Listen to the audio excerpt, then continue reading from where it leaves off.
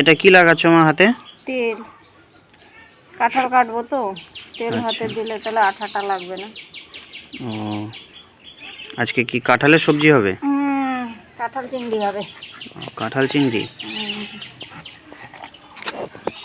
সবাইকে নববর্ষের শুভেচ্ছা।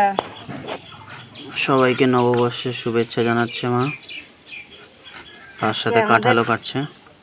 কাঁঠাল তো বানানো হচ্ছে কাঁঠাল চিংড়ি। মা আরও তেল লাগিয়ে নিল। কাঁঠাল পাঠাইছে মেয়ের বাড়ির থেকে। বাড়ির কাঁঠালগুলো এখনো বড় হয়নি। কাঁঠাল আসছে মাটি গাড়ার থেকে। এটা মাটি গাড়ার কাঁঠাল। বাড়ির কাঁঠালগুলো এখনো বড় হয়নি। বাড়ির কাঁঠাল একবারে আমাদের যায় ভাদ্র আশ্বিন মাসে। সব জায়গার গাছ আলাদা আলাদা হয়। দিদিদের গাছের কাঁঠাল একটু তাড়াতাড়ি হয়ে যায়, আমাদেরটা একটু দেরিতে। দেখতে পাচ্ছ মা এত ফাস্ট কাটছে, কাটা হয়ে গেছে। দিয়ে দিচ্ছে হলুদ। মা এটা দিলে কি হয়? এটা দিলে পরে ওই ইয়েটা কালো হবে না। আচ্ছা, এটা মা বলছে এটা দিলে কাঁঠালটা কি কালো হবে না। জল গালবো তো, এটা জলটাকে গালবে, এটা একটু তাহলে সিদ্ধ হয়ে যাবে। তো দেখতে পাচ্ছ বন্ধুরা, মা যে কাঁঠালটা কেটেছিল ওটা দিয়ে দিচ্ছে জলের মধ্যে, আর এটাকে মা একবার ফুটিয়ে নেবে। জলটা গালতে হবে, তাহলে একটা সুন্দর কালারও চলে আসবে। ব্লগে সবাই থেকো। সাথে সাথে এখানে শিলপাটার মধ্যে মশলাও বেটে নেওয়া হচ্ছে। এখানে আছে আদা, জিরা, রসুন, এই যে পেঁয়াজ, লঙ্কা হবে, কাঁচা লঙ্কা। এখানে সব রকমের মশলা দিয়ে এটাকে শিলপাটায় পিষে নেওয়া হচ্ছে, তাতে টেস্টটা খুবই সুন্দর আসবে। এটা এখন জলটা ছেঁকে নিল। দেখতে পাচ্ছ কি সুন্দর একটা কালার চলে এসেছে, কালো কালো লাগছে না, সেম কাঁঠালের কালারের মতনই কালারটা আছে, দেখতে খুবই সুন্দর লাগছে। তেল দেব কড়াইয়ের মধ্যে মা এখন তেল দিয়ে দিল। দেখতে পাচ্ছ এই যে চিংড়ি মাছ, এটা এখন মা বলছে ভেজে উঠাবে। চিংড়ি মাছে হলুদ দিয়ে দেওয়া হলো, সুন্দর একটা কালার চলে আসবে, সুন্দর টেস্ট চলে আসবে।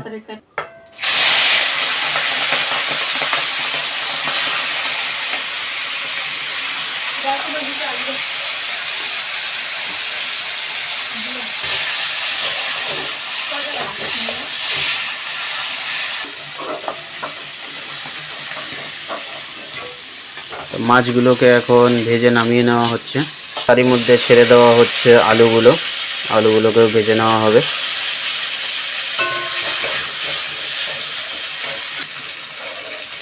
কিছুটা নুন দিয়ে দেওয়া হলো। এখন এটাকে এটার মধ্যে দিয়ে দিল পাঁচফোড়া, এটার মধ্যে দিয়ে দিল তেজপাতা, গোটা গরম মশলা। মা এটার মধ্যে পাঁচফোড়ন দিয়ে দিল তেজপাতা আর গোটা গরম মশলা। এখন মশলাগুলো ভেজে নেব। এটার মধ্যে যাবে বাটা মশলাগুলো। এখন সুন্দর করে এটা ভেজে নেবে মা। এটার মধ্যে মা দিয়ে দিল লাল লাল শুকনো লঙ্কা, গুঁড়ো লঙ্কা, সুন্দর একটা কালার চলে আসবে সেটার জন্য। দেখতে পাচ্ছ মশলাটা সুন্দর একটা কালার আসছে আর খুব সুন্দর স্মেল আসছে। এটার মধ্যে মা নুন দিয়ে দিল। মশলাটা একটু ভাজে যখন তেল ছাড়বে তখন কাঁঠালটা ছেড়ে দেবে। মশলাটাকে সুন্দর করে মা এখন ভেজে নিচ্ছে। আলুগুলো দিব এখন ছাড়ে। এর মধ্যে আলুগুলি দিয়ে দেওয়া হচ্ছে যেগুলো ভেজে রাখা হয়েছিল। এগুলো কিছুক্ষণ ভাজার পরে জল গলা হচ্ছে, কাঁঠালটা মোটামুটি সিদ্ধ প্রায় হয়েই গেছে।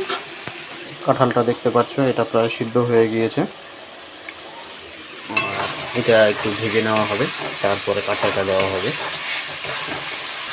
কে কীভাবে রাঁধে জানি না, আমরা এইভাবে রাঁধি, এইভাবে রাঁধলে টেস্ট ভালো হয়। এখন এর মধ্যে কাঁঠালটা ছেড়ে দেওয়া হচ্ছে।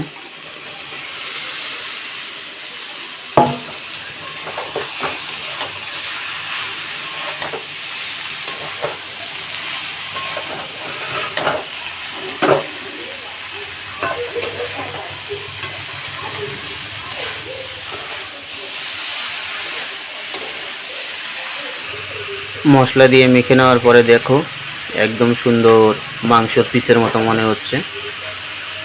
মনে করো ওই যেমন রানতে মাংস দেখা যাচ্ছে, ঠিক খেতেও মনে হবে মাংস।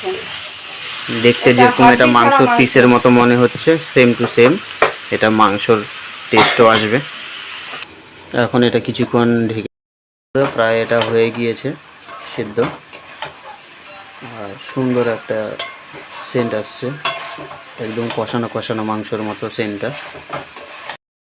জল দিয়ে দেখছো সুন্দর একটা কালার চলে এসেছে। আর এই ভাজা চিংড়িটা এখন দিয়ে দেওয়া হলো,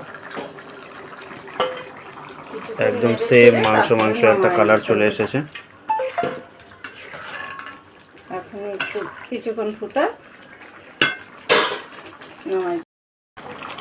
কি সুন্দর একটা কালার চলে এসেছে।